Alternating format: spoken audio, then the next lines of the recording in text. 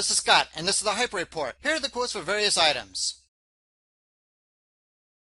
First, you cannot stop what is coming. A collapse is coming, but not as quickly as many had been expecting. We are entering a time where there is going to be a massive systemic shock because one financial paradigm system is being replaced by another. To that end, China, Russia, and others are positioning their currencies for the demise of the petrodollar. However, that does not mean their economies will be a financial safe harbor.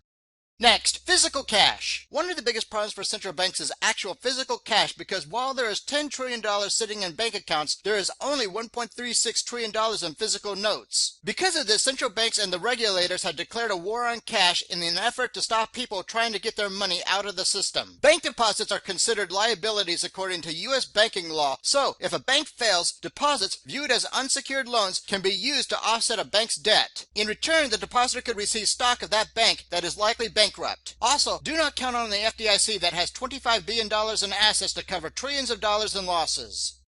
Next, derivatives are bets. Derivatives are bets, and this is not a metaphor, analogy, or generalization. On top of that, derivatives can have other names such as swaps, options, or futures. Between Goldman Sachs, Bank of America, Citigroup, and JP Morgan, they have nearly $235 trillion in exposure to derivatives. The world GDP is only a mere $77.3 trillion.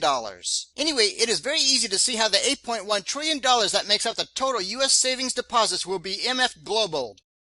Next, market manipulation. The LIBOR scandal was the canary in the mine that many of the markets are rigged. Gold and silver price rigging is an open secret in that many know about the price suppression of the physical commodity so that people do not flee intrinsically worthless currencies for real money. Another way to deceive the masses is through the use of gold and silver derivatives in the form of ETFs like SLV and GOD. In short, get physical.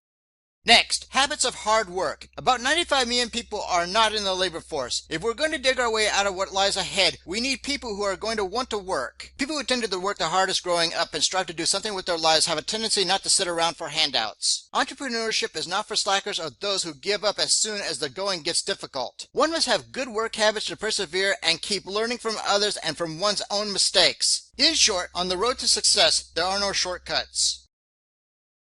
Finally, please prepare now for the escalating economic and social unrest. Good day.